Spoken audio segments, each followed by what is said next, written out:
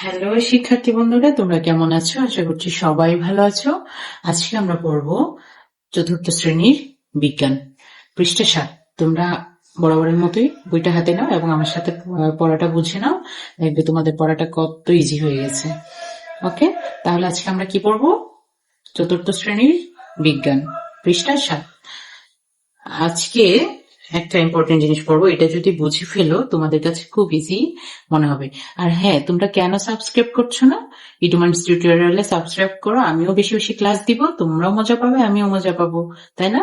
তাহলে তোমরা ইডুমান্স টিউটোরিয়ালে অবশ্যই যুক্ত হয়ে যাও। যারাই যে কোনো ক্লাস চাইবে, একদম প্রথম শ্রেণী থেকে নবম দশম শ্রেণী পর্যন্ত তুমি যে কোনো ক্লাস চাও, আমি তোমাদেরকে তৈরি করে দিব। যে কোনো সমস্যা আমাকে জানাও, আমি তোমাদের জন্য চেষ্টা করব তৈরি করে দেওয়ার জন্য। তোমরা জাস্ট কমেন্ট করো, শেয়ার করো এবং ইডুমান্স টিউটোরিয়ালের সাথেই থাকো। তাহলে চলো আমরা শুরু করি। আজকে আমরা পড়ব সপুষ্পক উদ্ভিদের জীবনচক্র।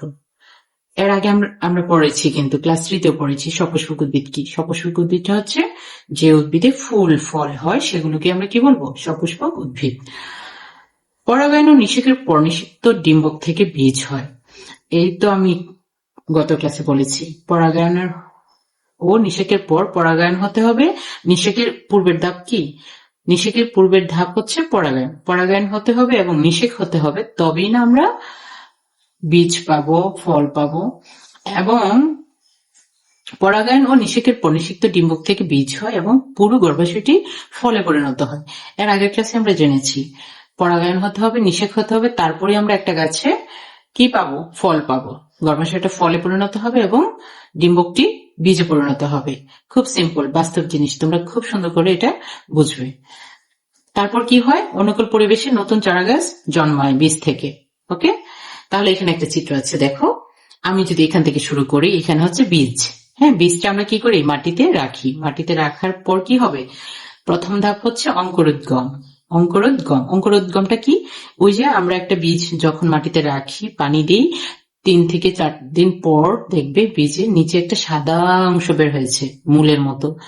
হ্যাঁ, প্রথম যে অংশটা বের হয় বীজ থেকে, অনুকূল পরিবেশ পেলে বীজ থেকে যখন একটা সাদা লম্বা অংশ বের হয়, সেটাকে বলা হয় অঙ্কুরোদ্গম। মানে যদি এই অংশটা বের হয় তবে বুঝবে এই বীজ থেকে চারা গাছ হবে, আর যে বীজ থেকে হবে না সেখানে অঙ্কুরোদ্গম বের হবে না। ওকে, এই অঙ্কুরোদ্গম থেকে তারপর আমরা কি পাবো? তারপর আমরা চারা গাছ পাবো, 2টা পাতা হবে, 4টা পাতা হবে, এইভাবেই আমরা চারা গাছ পাবো। চারা গাছটা আবার যখন উপযুক্ত যত্ন পাবে, খাবার পাবে, তখন আমরা কি পাবো? পূর্ণাঙ্গ গাছ, একটা বড় গাছ পাবো। এই বড় গাছটাতে যখন একটা পূর্ণাঙ্গ গাছ হবে, সময় হলে ওদের কি হবে? সে গাছে ফুল আসবে। সেই ফুলে কি করতে হবে? এই যে পরাগায়ন ও নিষেক ঘটবে। এই ফুলে যদি পরাগায়ন এবং নিষেক হয়, তারপরেই কিন্তু গাছে ফল আসবে এবং এই ফলটা থেকে আমরা কি পাবো? বীজ পাবো। তো জিনিসটা কত সহজ না? বীজ থেকে অঙ্কুরোদ্গম হবে, অঙ্কুরোদ্গম থেকে চারা গাছ হবে, চারা গাছ থেকে পূর্ণাঙ্গ গাছ হবে, পূর্ণাঙ্গ গাছ থেকে ফুল হবে, ফুল থেকে ফল হবে, সেই ফল খাওয়ার পরে আমরা আবার বীজ পাবো। সো খুব ইজি, তাই না? বিজ্ঞান হচ্ছে বাস্তব জিনিস, তো তোমরা মুখস্থ করার চেষ্টা করবে না। চারা গাছ, এই যে আমি যেগুলো বলেছি সেখানে এগুলোই কিন্তু লেখা আছে। চারা গাছ ধীরে ধীরে বড় হয়, পরিণত গাছে ফুল ও ফল ধরে। সকল সপুষ্পক উদ্ভিদের জীবনকালে এ ধাপসমূহ পর্যায়ক্রমে চলতে থাকে। জীবনব্যাপী, জীবনব্যাপী মানে কি? সারা জীবন, পর্যায়ক্রমে বা চক্রাকারে চলতে থাকা। পর্যায়ক্রমে মানে কি? একটা ধাপের পর অন্য একটা ধাপ, বা চক্রাকারে। চক্রাকারে কি? এই জিনিসটাই বারবার ঘটবে। ফল পাবো, বীজ পাবো, বীজ থেকে আবার চারা গাছ পাবো, চারা গাছ থেকে আবার পূর্ণাঙ্গ গাছ পাবো, সেভাবে ঘটতে থাকাটাকে কি? চলতেই থাকবে চক্রাকারে। এই চক্রাকার ধাপ সমূহকে কি বলা হবে? জীবন চক্র। যেমন মরিচ, টমেটো, আম, জাম, কাঁঠাল ইত্যাদি উদ্ভিদের ফুল ও ফল হয় এবং ফল থেকে আমরা বীজ পাই। তো এটা কি তোমরা লিখতে পারবে না? পরীক্ষায় যদি আসে একটি সপুষ্পক উদ্ভিদের জীবনচক্র লিখো, জাস্ট ছবিটা আঁকবে, ছবিটা এঁকে যেই ধাপগুলো আছে ধাপগুলো ঠিক রেখে তুমি এই জিনিসটা লিখে দিবে নিজের মতো করে, তাহলেও কিন্তু তোমাকে ফুল মার্ক দিবে, কখনোই নাম্বার কাটতে পারবে না।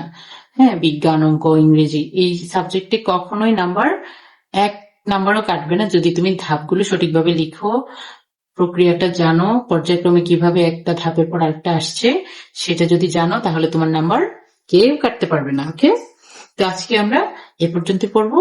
পরবর্তী ক্লাসের জন্য অপেক্ষা করো এবং এডুমার্স টিউটোরিয়ালের সাথেই থাকো। ধন্যবাদ সবাইকে। আল্লাহ হাফেজ।